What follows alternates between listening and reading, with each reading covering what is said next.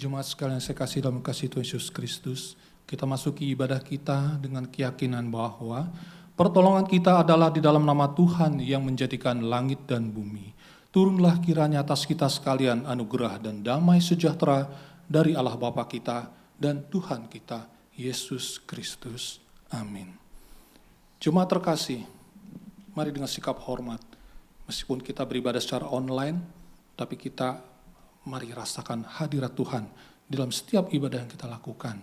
Naikkan pujian, puji Allah, puji Tuhan Allah Maha Kuasa.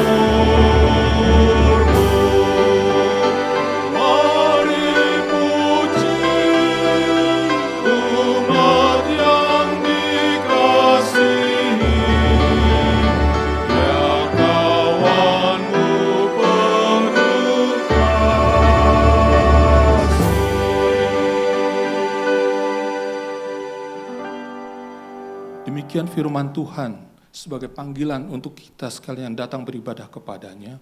Dari Mazmur 62 ayatnya 6 dan 9. Hanya pada Allah saja kiranya aku tenang, sebab daripadanya lah harapanku. Percayalah kepadanya setiap waktu, hai umat. Curahkanlah isi hatimu di hadapannya. Allah ialah tempat perlindungan kita. Jemaat, saya persilakan duduk kembali. Mari kita lanjutkan puji-pujian kita pada Tuhan yang kita sembah. Naikkan pujian, ini dunia Bapa.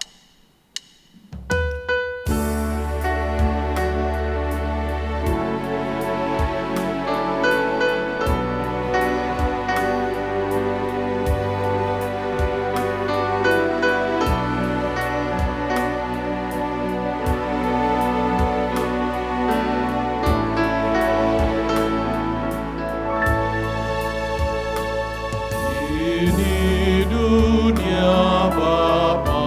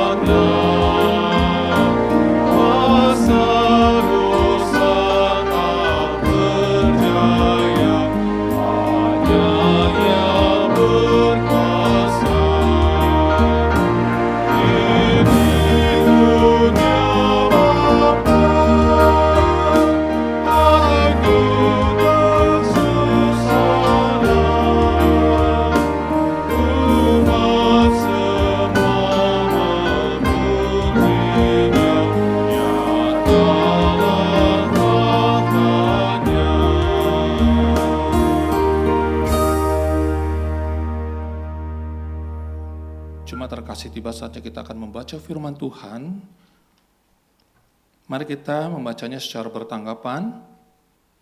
Dimulai saya lalu dilanjutkan oleh Ibu Bapak sekalian, terus seterusnya hingga selesai. Pada hari itu juga, 2 orang dari murid-murid Yesus pergi ke sebuah kampung bernama Emmaus yang terletak kira-kira 7 mil jauhnya dari Yerusalem. Dan mereka bercakap-cakap tentang segala sesuatu yang telah terjadi. Ketika mereka sedang bercakap-cakap dan bertukar pikiran, datanglah Yesus sendiri mendekati mereka, lalu berjalan bersama-sama dengan mereka.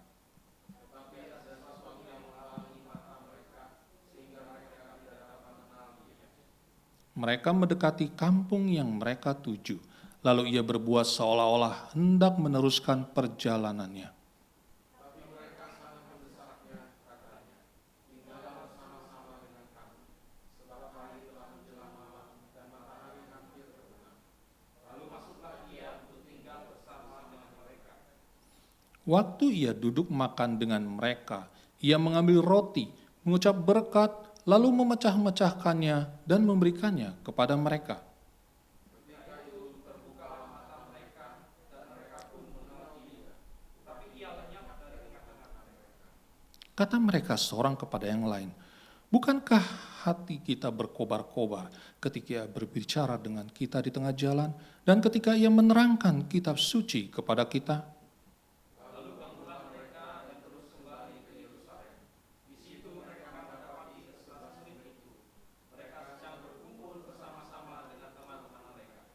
Kata mereka itu, sesungguhnya Tuhan telah bangkit dan telah menampakkan diri kepada Simon.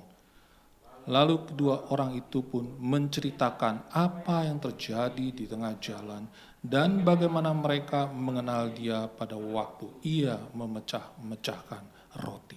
Sedemikian jauh pembacaan firman Tuhan. Kiranya kita sekalian yang mendengarkan dan melakukannya dalam kehidupan sehari-hari, itulah kita yang berbahagia. Baik jemaat terkasih, tiba saatnya kita akan mengaku akan dosa-dosa kita. Mari kita datang ke hadirat ke bawah kakinya dengan hati yang hancur. Naikkan pujian, oh Tuhanku, sucikan hatiku.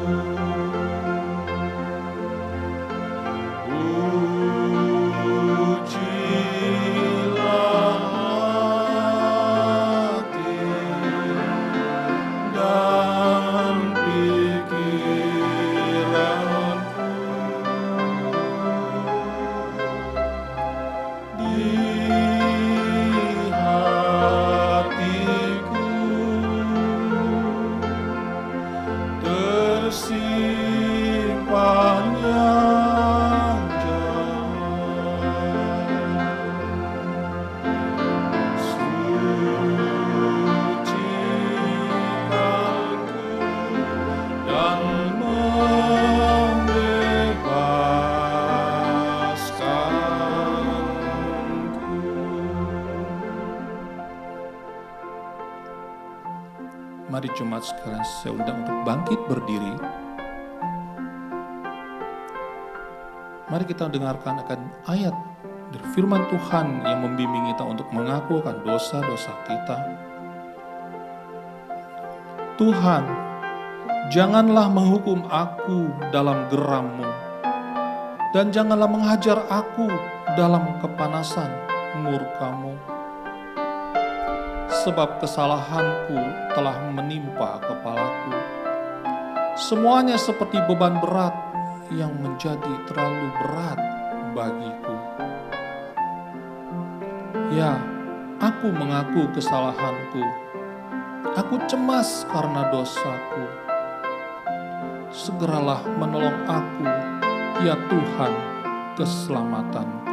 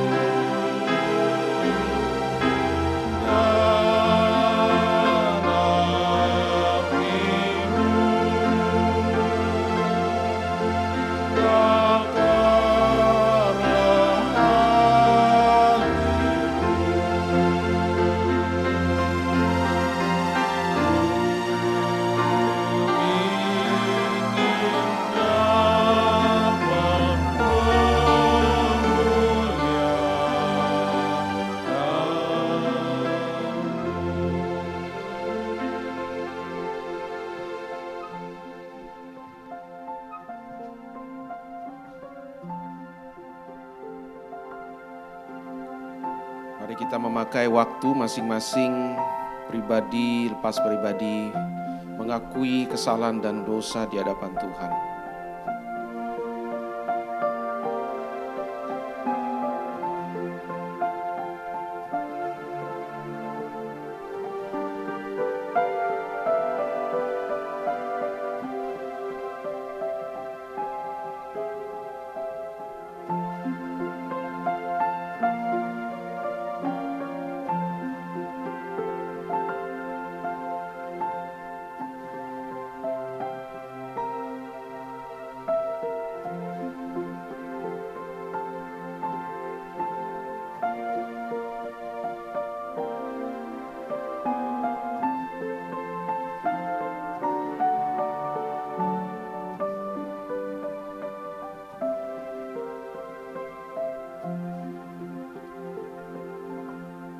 Engkau tahu kondisi dan keadaan kami, ya Tuhan. Dosa dan kesalahan yang kami lakukan di dalam kondisi dan keadaan saat-saat ini. Ada kalanya kami bersungut-sungut dan mengeluh.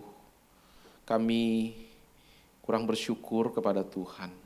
Ampunilah kami, ya Tuhan. Ampunilah bila hati dan pikiran kami lebih kami izinkan dikuasai oleh kekhawatiran dan rasa takut, tetapi kami tidak menyerahkannya kepada Tuhan dan bersandar kepadamu. Ampunilah Tuhan bila kami juga di dalam masa-masa ini kami sering juga kurang bersabar dan mudah untuk tersulut emosi dan kemarahan kami. Ampunilah kami Tuhan. Ampunilah bila di dalam kondisi seperti ini pun kami juga tidak menggunakan waktu dengan bijak, tetapi kami menyia-nyiakan banyak hal yang Tuhan berikan kepada kami. Tuhan, ampunilah segala sesuatu dalam hidup kami yang tidak berkenan kepadamu. Ampunilah kami. Pimpinlah kami di dalam saat-saat ini. Tuntunlah kami, terangilah hati pikiran kami, ya Tuhan, oleh roh-Mu dan firman-Mu. Kami juga seringkali merasa begitu lemah, sehingga membuat kami juga seringkali kehilangan pegangan dan arah. Tuhan, pegang tangan kami, tuntun kami ya Tuhan, untuk melalui dan melewati saat-saat ini bersama denganmu. Demikian kami berdoa dan memohon mengakui segala kelemahan, kesalahan dan dosa-dosa kami. Kami memohon ya Bapa, di dalam anak-Mu Tuhan kami, Tuhan Yesus Kristus. Amin. Firman Tuhan berkata, demikianlah sekarang tidak ada penghukuman bagi mereka yang ada di dalam Kristus Yesus. Roh yang memberi hidup telah memerdekakan kamu dalam Kristus dari hukum dosa dan hukum maut. Demikian firman Tuhan, kita percaya. Mari kita bersyukur untuk pengampunan dan jaminan Tuhan berikan bagi kita yang percaya.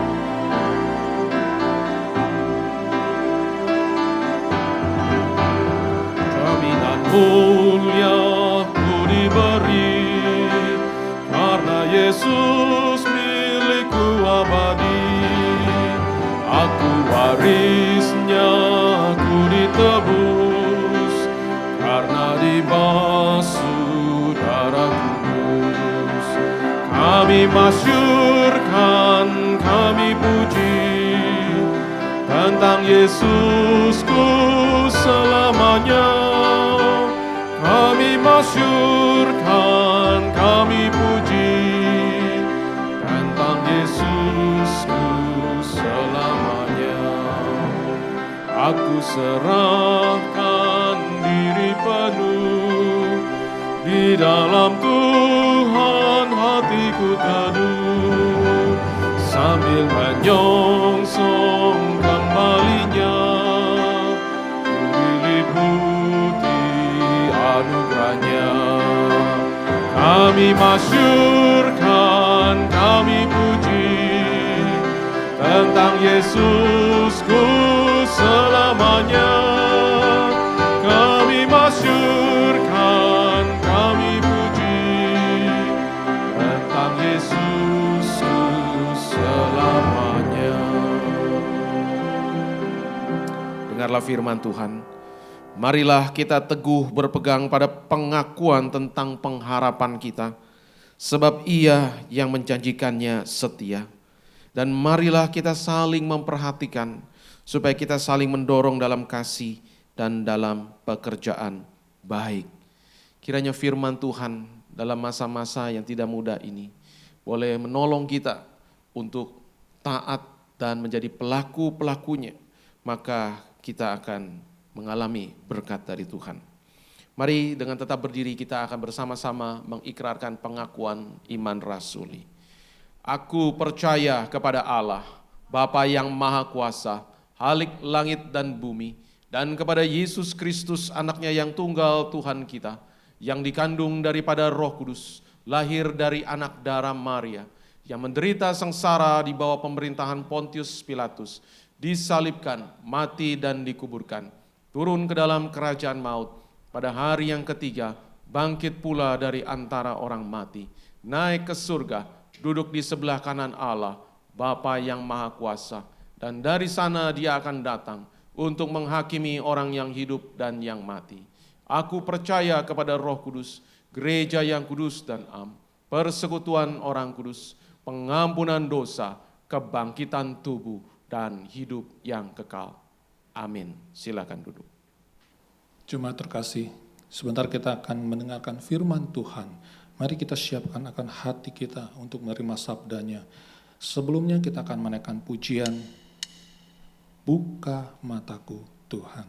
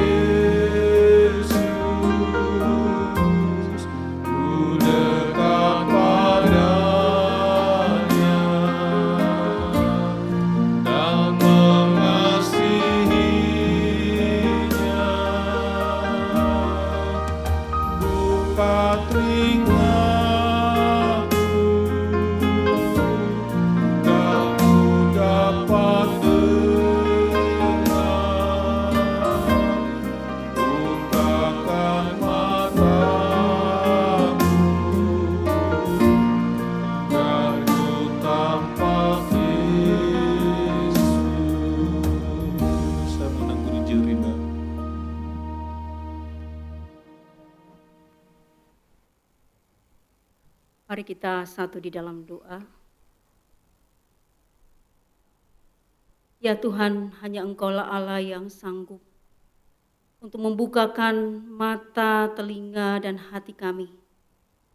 Untuk kami boleh mengerti akan kehendak-Mu di dalam firman-Mu. Untuk supaya kami semakin memiliki pengenalan yang utuh akan Engkau, ya Tuhan kami. Di tengah-tengah situasi dan kondisi saat ini, kami harus mengakui betapa kami seringkali sulit untuk memahami akan keadaan ini, memahami akan kebenaran-Mu yang Tuhan nyatakan di dalam kehidupan kami. Tolong kami di dalam segala kelemahan keterbatasan kami. Kuasa Tuhan bekerja bagi kami, Sehingga firman Tuhan ini boleh memberkati kami, menguatkan kami, meneguhkan iman percaya kami di dalam kami mengikut Engkau. Di dalam nama Tuhan Yesus firman yang hidup, kami berdoa, kami bersyukur. Amin. Shalom jemaat yang dikasihi Tuhan. Biar kiranya kita boleh tetap merasakan sukacita dan penuh dengan ucapan syukur di tengah-tengah kondisi yang tidak mudah. Kita tetap percaya bahwa kehadiran Tuhan ada di tengah-tengah kita. Mari kita membaca bersama di dalam Lukas, Injil Lukas pasal yang ke-24. Kita akan kembali membaca dari ayat 13 sampai ayatnya yang ke-35. Ini merupakan bagian firman Tuhan yang telah kita baca di dalam bacaan pertanggapan, tapi mari kembali kita membaca bersama Injil Lukas pasal 24 ayat 13 sampai ayatnya yang ke-35. Demikian firman Tuhan. Yesus menampakkan diri di jalan ke Emmaus. Pada hari itu juga 2 orang dari murid-murid Yesus pergi sebuah kampung bernama Emmaus yang terletak kira-kira 7 mil jauhnya dari Yerusalem. Dan mereka bercakap-cakap tentang segala sesuatu yang telah terjadi. Ketika mereka sedang bercakap-cakap dan bertukar pikiran, datanglah Yesus sendiri mendekati mereka lalu berjalan bersama-sama dengan mereka. Tetapi ada sesuatu yang menghalangi mata mereka, sehingga mereka tidak dapat mengenal Dia. Yesus berkata kepada mereka, "Apakah yang kamu percakapkan sementara kamu berjalan?" Maka berhentilah mereka dengan muka muram. Seorang dari mereka namanya Kleopas menjawabnya, "Adakah engkau satu-satunya orang asing di Yerusalem yang tidak tahu apa yang terjadi di situ pada hari-hari belakangan ini?" Katanya kepada mereka, "Apakah itu?" Jawab mereka, "Apa yang terjadi dengan Yesus orang Nazaret? Dia adalah seorang nabi yang berkuasa dalam pekerjaan dan perkataan di hadapan Allah dan di depan seluruh bangsa kami. Tetapi imam-imam kepala dan pemimpin-pemimpin kami telah menyerahkan dia untuk dihukum mati dan mereka telah menyalibkannya. Padahal kami dahulu mengharapkan bahwa dialah yang datang untuk membebaskan bangsa Israel. Tetapi sementara itu telah lewat 3 hari sejak semuanya itu terjadi. Tetapi beberapa perempuan dari kalangan kami telah mengejutkan kami. Pagi-pagi buta mereka telah pergi ke kubur dan tidak menemukan mayatnya. Lalu mereka datang dengan berita bahwa telah kelihatan kepada mereka malaikat-malaikat yang mengatakan bahwa ia hidup. Dan beberapa teman kami telah pergi ke kubur itu dan mendapati bahwa memang benar yang dikatakan perempuan-perempuan itu, tetapi dia tidak mereka lihat. Lalu ia berkata kepada mereka, "Hai kamu orang bodoh, betapa lambannya hatimu sehingga kamu tidak percaya segala sesuatu yang telah dikatakan para nabi. Bukankah Mesias harus menderita semuanya itu untuk masuk ke dalam kemuliaannya?" Lalu ia menjelaskan kepada mereka apa yang tertulis tentang dia dalam seluruh kitab suci, mulai dari kitab-kitab Musa dan segala kitab nabi-nabi. Mereka mendekati kampung yang mereka tuju, lalu ia berbuat seolah-olah hendak meneruskan perjalanannya. Tetapi mereka sangat mendesaknya, katanya, "Tinggallah bersama-sama dengan kami, sebab hari telah menjelang malam dan matahari hampir terbenam." Lalu masuklah ia untuk tinggal bersama-sama dengan mereka. Waktu ia duduk makan dengan mereka, ia mengambil roti, mengucap berkat, lalu memecah-mecahkannya dan memberikannya kepada mereka. Ketika itu terbukalah mata mereka, dan mereka pun mengenal dia. Tetapi ia lenyap dari tengah-tengah mereka. Kata mereka seorang kepada yang lain, "Bukankah hati kita berkobar-kobar ketika ia berbicara dengan kita di tengah jalan dan ketika ia menerangkan kitab suci kepada kita?" Lalu bangunlah mereka dan terus kembali ke Yerusalem. Di situ mereka mendapati ke-11 murid itu. Mereka sedang berkumpul bersama-sama dengan teman-teman mereka. Kata mereka itu, "Sesungguhnya Tuhan telah bangkit dan telah menampakkan diri kepada Simon." Lalu kedua orang itu pun menceritakan apa yang telah terjadi di tengah jalan dan bagaimana mereka mengenal dia pada waktu ia memecah-mecahkan roti. Saudara-saudara yang dikasihi Tuhan, kita seringkali mudah putus asa. Kita merasa galau dan kehilangan pengharapan ketika impian dan harapan kita tidak sejalan dengan kenyataan. Kita menyerah atau mungkin kita lari pada hiburan yang tidak sehat. Kita berpikir dengan melakukan hal itu kita bisa melupakan kekecewaan kita. Dengan melakukan hal itu kita bisa melupakan kegagalan kita. Atau dengan berpikir bahwa kita bisa menyelesaikan persoalan kita. Kita seringkali lupa bahwa segala sesuatu masih bisa diperbaiki dan dimaknai kalau kita mau membuka diri. Saudara-saudara yang dikasihi Tuhan, kisah dua murid yang kembali ke Emmaus ini merupakan contoh nyata. Mereka adalah orang-orang yang kehilangan harapan. Sebab apa yang mereka impikan pada Yesus berakhir pahit. Yesus telah mati. Mereka sedih, mereka kecewa, sehingga mereka memilih untuk pulang kembali ke kampung halaman mereka, yaitu ke Emmaus. Untuk kembali menjalani kehidupan yang lama mereka, sebelum mereka mengiring Yesus. Saking sedihnya mereka tidak mengenal Yesus tatkala Yesus mendekati mereka dan berjalan bersama dengan mereka. Di ayat 16 dikatakan, tetapi ada sesuatu yang menghalangi mata mereka sehingga mereka tidak dapat mengenal Dia. Saudara-saudara, perhatikan di dalam bacaan kita di dalam Lukas 13 sampai ayat 35 tadi. Di sana tidak disebutkan bahwa Tuhan Yesus datang mendekati mereka dengan menyamar. Tidak juga disebutkan bahwa Allah menaruh sesuatu untuk menghalangi mata mereka. Tetapi jelas disebutkan bahwa ada sesuatu yang menghalangi mata kedua orang ini sehingga mereka tidak dapat mengenali Tuhan Yesus. Apa sesuatu yang menghalangi mata murid Yesus di dalam mengenal Yesus? Sesuatu yang menghalangi mata murid Yesus di dalam mengenal Yesus adalah cara pandang yang keliru sehingga mereka tidak percaya. Di dalam Lukas 24 ayat 25 adalah perkataan Yesus kepada mereka. Hai kamu orang bodoh, betapa lambannya hatimu sehingga kamu tidak percaya segala sesuatu yang telah dikatakan para nabi. Saudara-saudara, kalau kita memperhatikan ayat 17 sampai ayatnya yang ke-20 dalam Lukas 24 ini. Secara khusus kita perhatikan ayat 17, katakan di situ. Yesus berkata kepada mereka, apakah yang kamu percakapkan sementara kamu berjalan? Maka berhentilah mereka dengan muka muram. Bagian ini memperlihatkan betapa dalamnya kesedihan mereka atas kematian Tuhan Yesus. Sebelumnya kalau kita melihat di ayat yang ke-13, di sana Lukas mencatat, pada hari itu juga. Pada hari itu, pada waktu kedua murid ini memutuskan untuk kembali ke kampung halaman mereka ke Emmaus.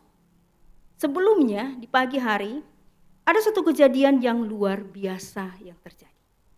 Yaitu para perempuan yang melihat kubur kosong dan berita malaikat yang menyatakan kalau Yesus sudah bangkit. Itu dicatat dalam Lukas 24 ayat 1 sampai 9 ya.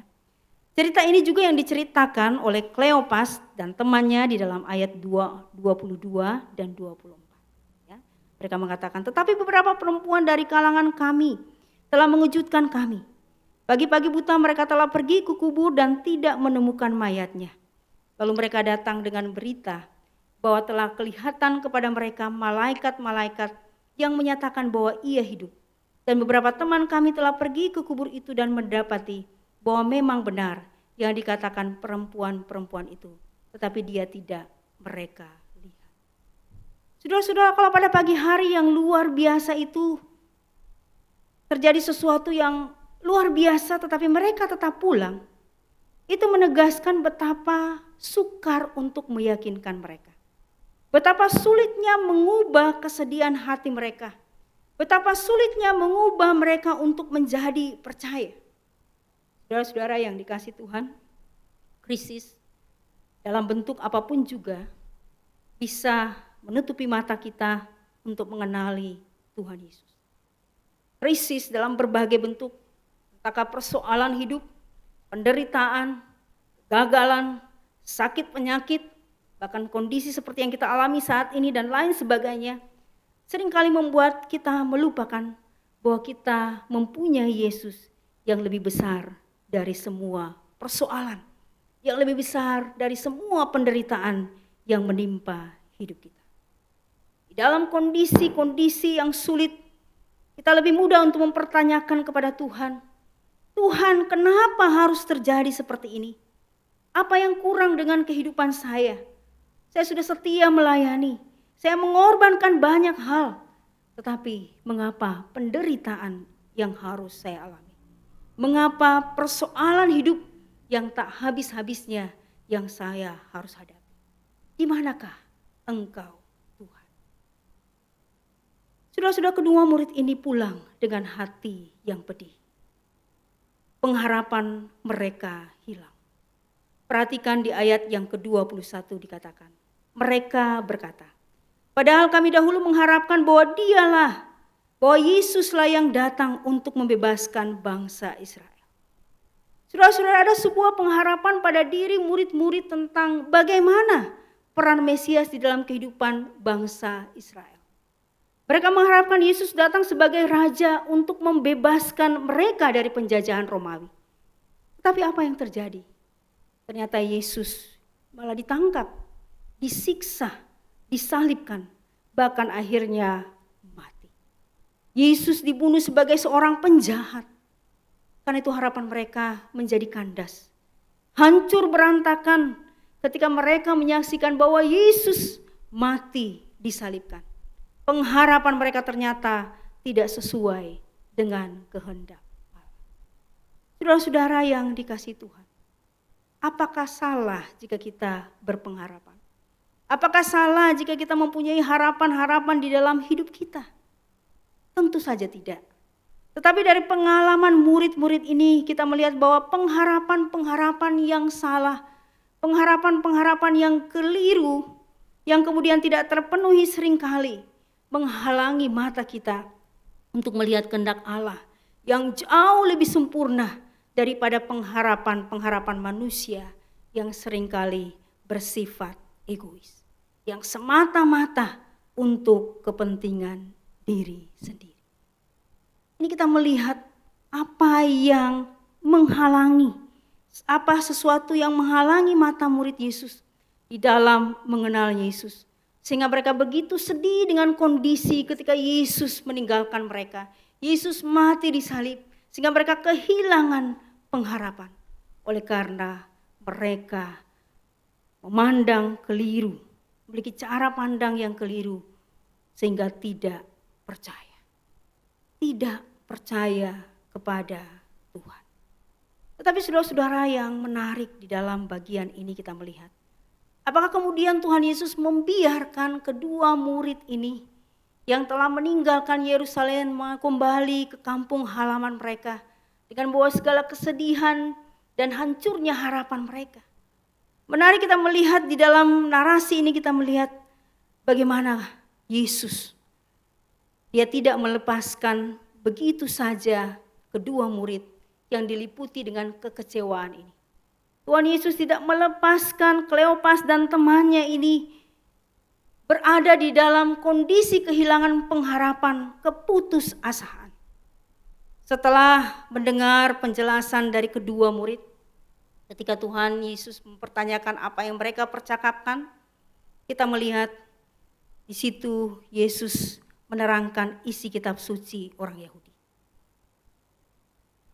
Yesus tidak kembali mengingatkan apa yang dikatakan oleh para perempuan ketika mereka mengunjungi kubur Yesus. Tidak menyatakan bahwa itu adalah suatu hal yang benar apa yang diceritakan oleh perempuan. Tetapi Yesus langsung menerangkan isi kitab suci orang Yahudi. Bahwa Mesias bukanlah tokoh pahlawan politis yang menempuh jalan kemenangan dan kemuliaan dengan cara menaklukkan lawannya dengan pedang. Namun menurut kitab suci, Mesias itu harus terlebih dahulu menempuh jalan penderitaan. Sebagai hamba Tuhan dan sebagai anak manusia, supaya selanjutnya ia memperoleh kemuliaan dengan menyeberangi penderitaan dan kematian. Yesus dengan sabar memberikan penjelasan akan apa yang sudah tertulis di dalam firman Tuhan, mengingatkan kembali kepada kedua murid ini yang kecewa dan kehilangan pengharapan. Namun pada akhirnya Yesus kemudian juga mencela mereka sebagai orang-orang yang berhati lamban, sebagaimana yang dia nyatakan di dalam ayat yang ke-25. Lalu ia berkata kepada mereka, "Hai kamu orang bodoh, betapa lambannya hatimu sehingga kamu tidak percaya segala sesuatu yang telah dikatakan para nabi." Dengan sabar dia kembali mengingatkan akan firman Tuhan yang telah dinyatakan oleh para nabi. Itulah kebenaran, itulah yang harus dialami oleh Mesias. Yang memperoleh kemuliaan bukan dengan menaklukkan lawannya dengan pedang, tetapi justru harus menempuh jalan penderitaan sebagai hamba Tuhan dan sebagai anak manusia, supaya ia boleh memperoleh kemuliaan dengan menyeberangi penderitaan dan kematian. Yesus menegur mereka yang tidak percaya, yang sulit untuk menerima kebenaran, karena telah begitu rupa tertutup oleh keinginan mereka sendiri. Tertutup oleh cara pandang mereka sendiri. Selanjutnya kita melihat apa yang kemudian terjadi. Sesudah sampai ke Emmaus, di dalam Lukas 24 ayat 29 dikatakan, maka Yesus membuat seolah-olah ia mau berjalan terus sesuai dengan adat sopan santun pada masa itu. Tetapi bagi Yesus sikapnya seperti itu lebih daripada sebuah kebiasaan. Ini mau menyatakan bahwa Yesus mau datang kalau sungguh-sungguh diundang dan tidak mendesak-desak dirinya. Di ayat 29 dikatakan, tetapi mereka, kedua murid ini, sangat mendesaknya, katanya. Tinggallah bersama-sama dengan kami sebab hari telah menjelang malam dan matahari hampir terbenam. Lalu masuklah ia untuk tinggal bersama-sama dengan mereka. Sesudah percakapan yang panjang di dalam perjalanan menuju ke Emmaus, mereka tiba di Emmaus dan kemudian kedua murid ini mengajak Tuhan Yesus untuk tinggal bersama-sama dengan mereka. Tetapi pada saat itu dalam kondisi mereka belum mengenal Tuhan Yesus. Ketika pun Tuhan Yesus telah memperkatakan apa yang dicatat, apa yang dinyatakan dalam firman Tuhan oleh para nabi, ya bahkan menegur mereka, Alkitab menyatakan di situ mereka masih belum mengenal Tuhan Yesus. Selanjutnya ketika kemudian mereka sudah ada di dalam rumah kedua orang itu, selanjutnya mereka mengadakan perjamuan makan malam bersama. Mereka makan malam biasa dan kemudian di sana Yesus memecah-mecahkan dan membagi-bagikan roti. Sesudah terlebih dahulu ia mengucap syukur kepada Allah. Dan pada saat itu terjadilah mujizat. Sesudah terlebih dahulu ia mengucap syukur kepada Allah, terbukalah mata mereka. Artinya tiba-tiba mereka sekarang dapat mengenali siapa yang selama ini berjalan dan berbicara dengan mereka, yakni Yesus. Dan sesudah itu mereka segera mengenalinya, Yesus segera lenyap dari hadapan mereka. Itulah yang terjadi. Bagaimana di sini kita melihat kesedihan, kehilangan pengharapan yang dialami oleh kedua murid ini, sehingga mereka memutuskan untuk pulang kampung. Didasari oleh karena rasa tidak percaya mereka dengan apa yang terjadi. Harapan mereka itu jauh dari kenyataan yang terjadi. Tetapi di dalam satu perjalanan yang singkat ini bersama dengan Tuhan, kita melihat terjadi satu perubahan yang luar biasa. Mereka yang tadinya tertutup mata mereka oleh karena rasa tidak percaya mereka, oleh karena kuasa Tuhan yang dinyatakan pada saat itu, maka terbukalah mata mereka dan mereka dapat mengenal Yesus. Tapi pada saat itu juga Yesus segera lenyap dari hadapan mereka. Saudara-saudara, kita melihat di sini perjumpaan di dalam kesadaran yang begitu singkat antara murid-murid ini dengan Tuhan Yesus ternyata mampu memulihkan kedua orang murid tadi. setelah mereka tersadar, setelah mata mereka terbuka dan mereka dapat mengenal Yesus, maka dikatakan mereka bergegas untuk kembali ke Yerusalem. Ayat yang ke-32 dikatakan, kata mereka seorang kepada yang lain, bukankah hati kita berkobar-kobar ketika ia berbicara dengan kita di tengah jalan dan ketika ia menerangkan kitab suci kepada kita? Lalu bangunlah mereka dan terus kembali ke Yerusalem. Di situ mereka mendapati ke-11 murid itu. Mereka sedang berkumpul bersama-sama dengan teman-teman mereka. Kata mereka itu, sesungguhnya Tuhan telah bangkit dan telah menampakkan diri kepada Simon. Lalu kedua orang itu pun menceritakan apa yang terjadi di tengah jalan dan bagaimana mereka mengenal dia pada waktu ia memecah-mecahkan roti. Inilah mujizat yang terjadi ketika perjumpaan antara kedua murid ini dengan Tuhan Yesus yang bangkit. Maka terjadilah, dikatakan berkobar-kobarlah hati mereka. Berkobar-kobarlah hati mereka. Dan kemudian mereka bangun dan mereka kemudian terus kembali ke Yerusalem. Suatu kondisi yang berubah 180 derajat. Mereka pulang dengan kesedihan, dengan loyo, dengan tiada pengharapan ke kampung mereka.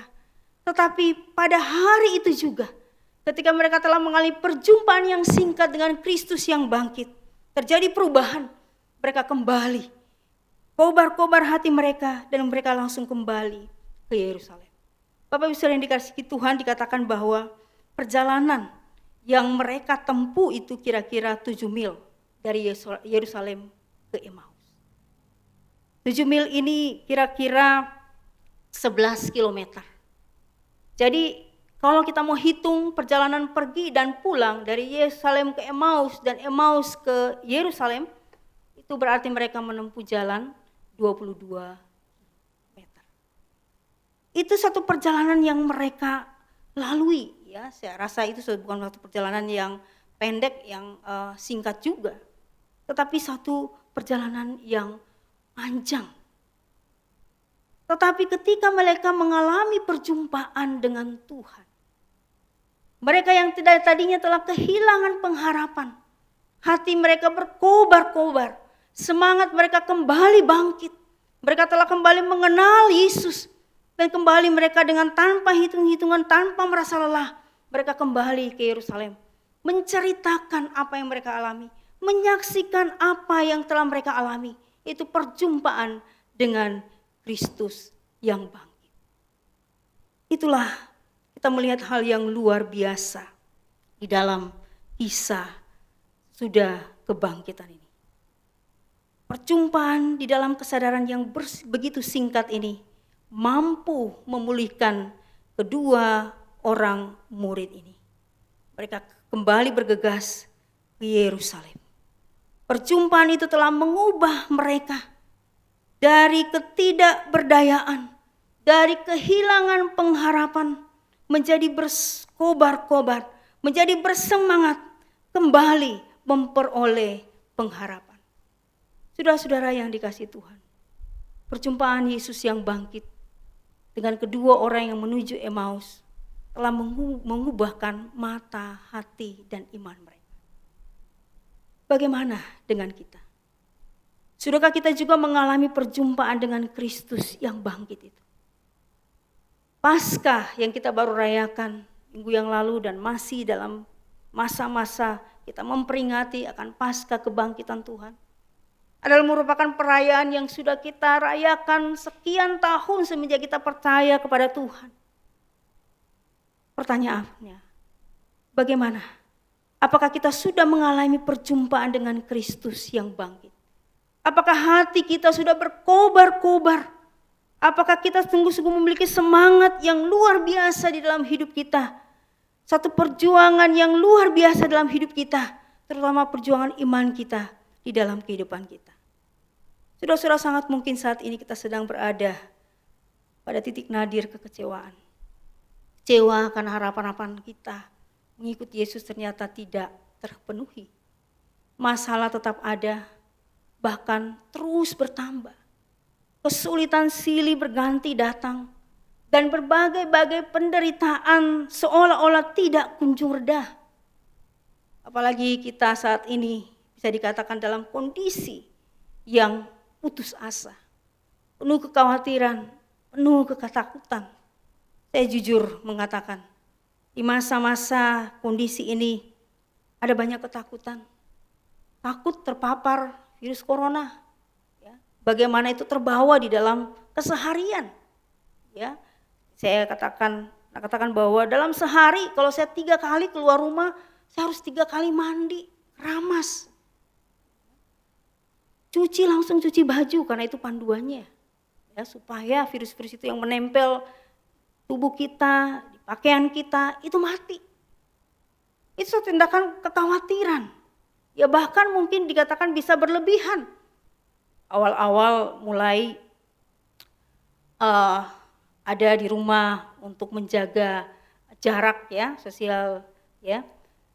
Jaga jarak dengan orang-orang itu.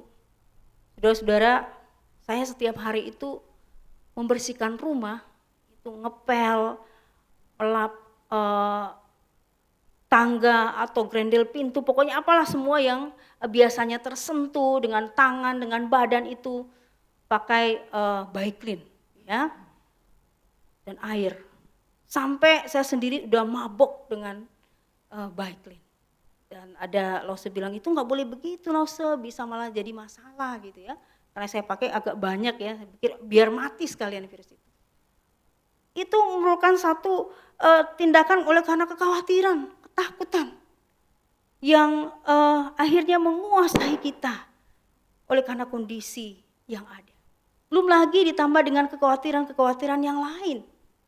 Bagaimana nanti? Ya, terus terang ya, suami saya berpikir wah bakalan dipotong gaji ini ya. Biarpun memang kerja di rumah masih tetap mengajar tiap hari gitu ya. Tapi karena memang ada orang-orang tua juga yang sudah mengeluh bahkan ketika diingatkan uang sekolah, sempat berkata, bisa nggak ada pemotongan, ada keringanan oleh karena kondisi saat ini. Itu kan memang ada kebijakan dari IPK untuk mengurangi membayar uang sekolah 10%. Ada banyak ketakutan dan kekhawatiran di dalam diri kita. Bagaimana dengan usaha kita? Saya secara pribadi juga memikirkan ada beberapa jemaat yang baru memulai usaha mereka, usaha restoran. Tapi oleh karena kondisi saat ini pasti tidak berjalan sebagaimana mestinya. Tidak berjalan seperti apa yang diharapkan. Ketakutan nanti, setelah nanti sudah normal, apakah kita akan memperoleh pekerjaan lagi? Apakah usaha kita akan kembali berjalan normal seperti sedia kala? Dan masih banyak hal-hal lain yang mungkin berkecamuk di dalam hidup dan pemikiran kita pada saat ini. Tapi saudara-saudara yang dikasihi Tuhan, di dalam kondisi inilah kita kembali memperingati dan merayakan Paskah, kebangkitan Kristus. Pertanyaannya sekali lagi, sudahkah kita mengalami perjumpaan dengan Kristus yang bangkit? Saya mengingat satu poin di dalam khotbah Jumat Agung kemarin, bahwa iman dikatakan bahwa iman itu adalah bagaimana menghidupi Kristus yang bangkit, Kristus hidup di dalam hidup kita dan melalui hidup kita. Sudahkah sungguh-sungguh kita hidup di dalam kebangkitan Kristus itu? Sudahkah kita kembali boleh memiliki pengharapan di dalam kehidupan kita? Oleh karena kita menyaksikan secara nyata dan boleh mengalami bahwa Kristus itu sudah bangkit dan diberikan jaminan bagi setiap kita. Saudara-saudara, melalui bagian firman Tuhan yang kita boleh baca dan renungkan hari ini, kita kembali ajak untuk kembali memiliki satu hati yang berkobar-kobar. Semangat hidup yang baru. Apapun yang menjadi kondisi kita saat ini. Mari kita kembali melihat bahwa kita semua adalah anak-anak Tuhan. Kalau kita sudah sungguh-sungguh di dalam Tuhan, maka kita punya pengharapan. Percayalah bahwa Dia ada di dalam setiap pergumulan kita. Dia akan terus mengetuk, meminta pintu hati kita untuk dibukakan. Dia tidak akan pernah memaksa untuk menerobos masuk ke dalam pintu hati kita. Marilah kita belajar mengundangnya. Seperti yang dilakukan oleh kedua murid ini.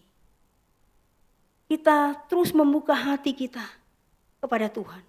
Kita harus terus mengalami akan hadirat Tuhan, persekutuan dengan Tuhan. Kita mau terus berjalan bersama dengan Dia dan di dalam firman-Nya. Kita perlu terus memiliki hati yang berkobar-kobar untuk mengalami kehadiran Yesus, untuk terus berjalan bersama dengan Dia dan tinggal di dalam firman-Nya. Itu tanda kita telah mengalami perjumpaan dengan Kristus yang bangkit. Kristus yang bangkit, yang memberikan pengharapan dan jaminan bagi setiap kita. Karena Tuhan terus boleh menolong kita, memberkati masa-masa ini. Kita semakin berkobar-kobar untuk terus bersekutu dengan Tuhan, untuk terus berjalan bersama dengan Tuhan dan tinggal di dalam firman-Nya. Tuhan memberkati setiap kita. Amin. Mari kita berdoa.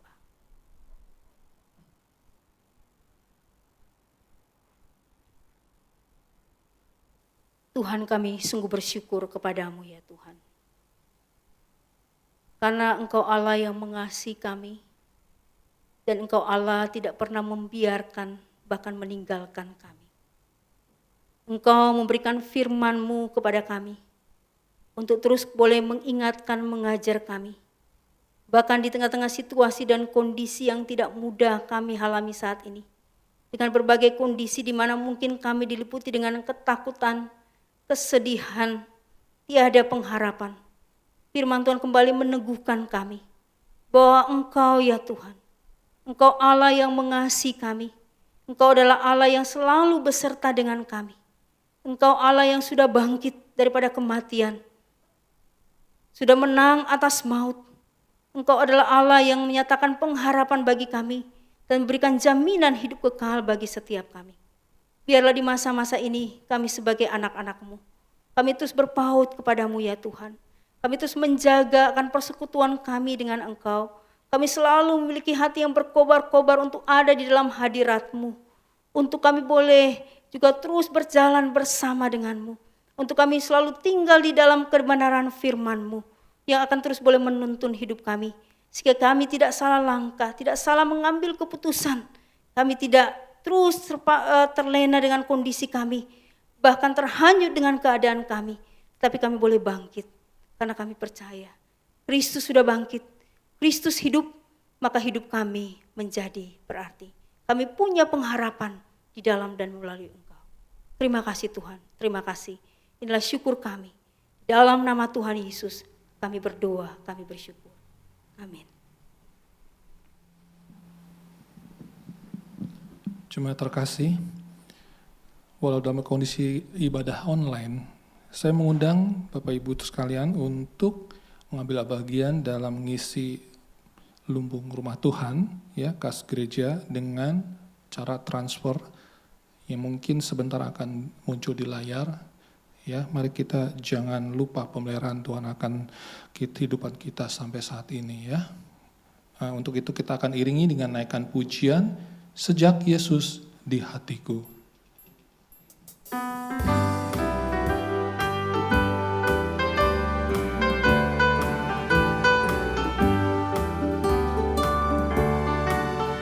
Hidupku ada perubahan yang ajaib sejak Yesus di hatiku.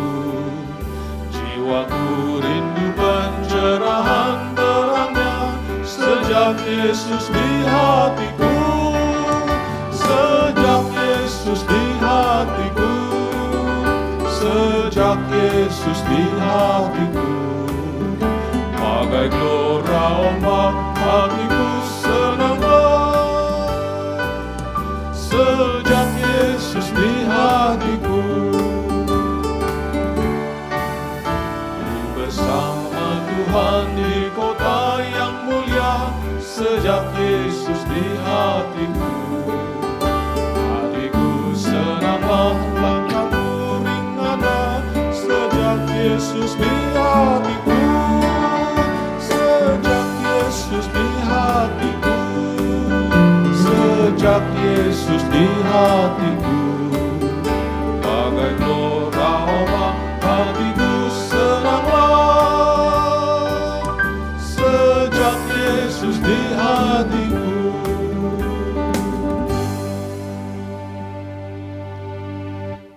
kita satukan hati dalam doa atas persembahan yang kita berikan.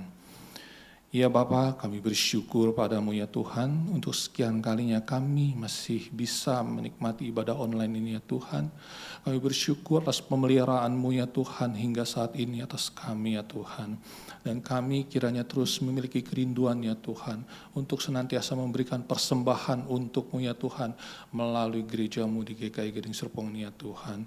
Bapa, terus kiranya Engkau pelihara semangat kami untuk terus mengikuti setiap ibadah online ya Tuhan, agar kami tetap terpaut pada Engkau saja ya Tuhan, Engkau yang adalah pokok anggur ya Tuhan Yesus. Terima kasih Bapa, terpujilah ya Tuhan tangan-tangan yang memberi, kiranya Engkau memberkati, dan kiranya pengelola keuangan di gerejamu juga Engkau berikan hikmat bijaksana dalam menggunakannya. Terima kasih Bapa, terpujilah namamu, hanya di dalam nama Tuhan Yesus Kristus kami berdoa. Amin. Mari kita mendengarkan berita penggembalaan.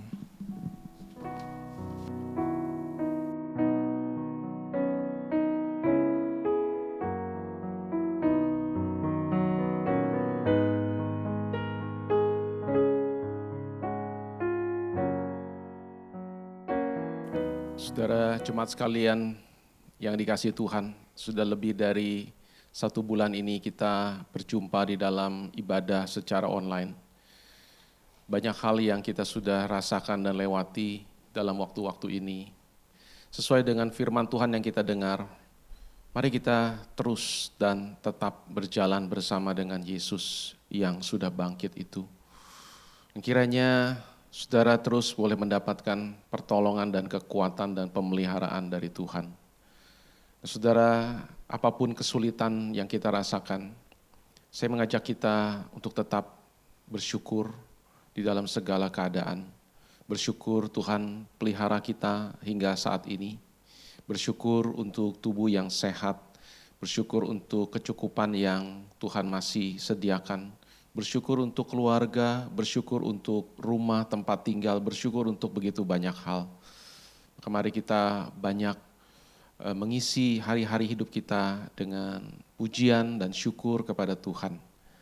Saudara, mau tidak mau kita memang harus menghadapi kondisi ini, suka atau tidak suka. Setelah sekian lama, mari kita kembali juga boleh lebih fokus dengan apa yang kita memang harus jalani masing-masing di dalam hidup kita, tanggung jawab kita, keluarga kita, di dalam kondisi yang sulit sekalipun. Saudara, saya pikir kita memang perlu untuk mulai reorientasi dan adaptasi dengan situasi seperti ini. Kita belum tahu dan tidak seorang pun saya kira yang juga tahu situasi ini akan berlangsung sampai kapan. Saya mengajak kita untuk prepare, menyiapkan diri ya untuk terus berjalan dalam kondisi-kondisi yang tidak mudah seperti ini. Mungkin tidak segera dalam waktu singkat akan berakhir atau seketika berubah seperti semula. Maka mari kita bersama-sama untuk bisa melihat ke depan, betapapun sulitnya itu. Dan kalau saudara merasa Tuhan juga mau pakai saudara dalam apapun yang bisa saudara lakukan, mari kita juga bisa mulai keluar dari fokus kepada diri, mulai melihat, mungkin tidak perlu jauh-jauh, mungkin ada anggota keluarga atau ada sanak keluarga atau famili kita yang butuh untuk kita tolong atau kita perhatikan. Itu ada satu hal yang baik yang kita juga bisa lakukan. Saudara, mari kita bersama-sama terus mengandalkan Tuhan, dan saudara gereja juga akan terus menginformasikan hal-hal yang sesuai dengan perkembangan yang terjadi. Kalau Bapak Ibu jemaat juga membutuhkan pelayanan atau saudara membutuhkan apapun, saudara dari gereja, saudara jangan sungkan, saudara bisa menghubungi kantor gereja. Ya, masih tetap ada staf tata usaha dan juga masih ada kelompok-kelompok kecil juga. Kami para rohaniwan juga tetap ya tidak kemana-mana, dan kiranya Tuhan menolong kita ya di dalam melewati semua ini. Saudara, gereja juga tetap membuka kesempatan bagi Bapak Ibu yang ingin berbagian di dalam pelayanan sosial di dalam kondisi pandemik ini, ya. Kalau saudara mau mendukung pelayanan ini, saudara jangan lupa pada waktu saudara transfer ke rekening gereja, saudara berikan berita di kolom berita COVID-19, ya. Kita akan kelola saudara untuk persembahan untuk pelayanan sosial ini dengan sebaik-baiknya. Demikian saudara, ya. Mari kita bangkit berdiri, kita akan masuk di dalam doa syafaat. Mari kita tundukkan kepala, kita berdoa. Ya Tuhan, kami mengarahkan mata iman kami kepada Engkau. Seperti dua orang murid yang boleh kembali dikuatkan hati mereka ketika mereka bertemu denganmu. Hamba berdoa biarlah Tuhan hati dan semangat dan pengharapan dari seluruh jemaat boleh dikuatkan, boleh dikobarkan kembali untuk menghadapi hari esok. Iman kami juga dikuatkan kembali kepada Engkau, relasi kami yang mungkin selama ini biasa-biasa atau suam-suam kuku. Biarlah Tuhan justru di dalam kondisi seperti ini, kami disadarkan betapa hidup kami begitu rapuh.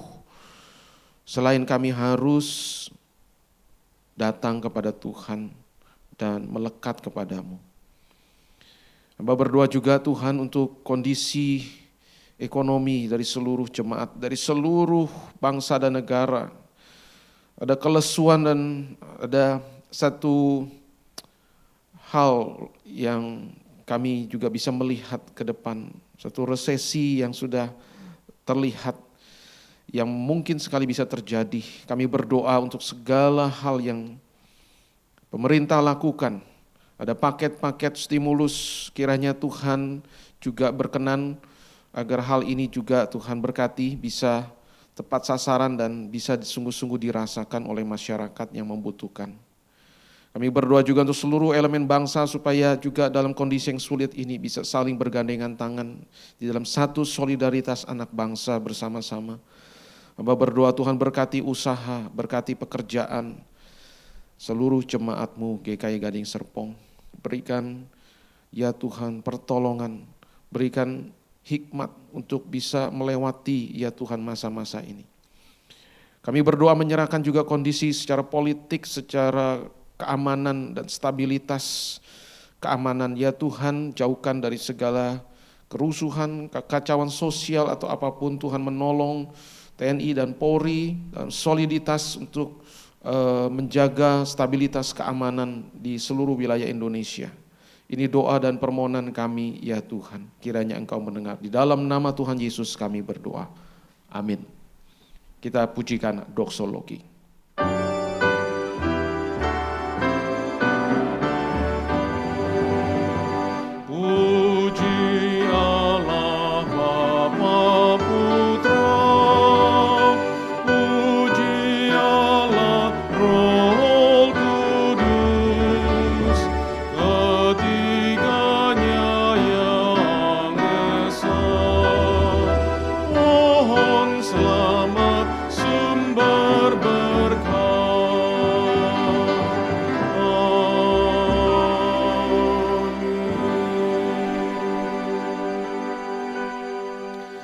Saudara sekalian, jemaat yang dikasihi Tuhan dimanapun berada, arahkan hatimu kepada Tuhan, Dia yang sudah bangkit, dan Dia yang bersama-sama, dan Dia juga yang akan terus berjalan bersama dengan kita.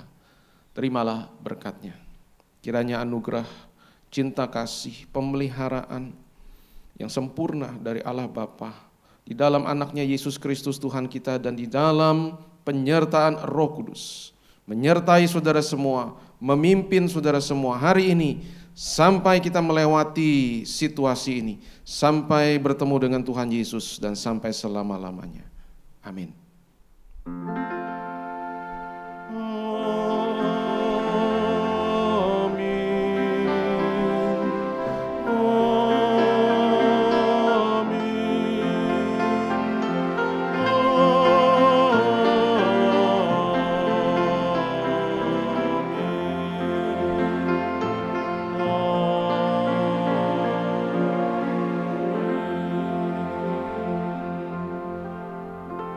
Silakan duduk, ibadah selesai, doa teduh Tuhan memberkati. Selamat hari Minggu.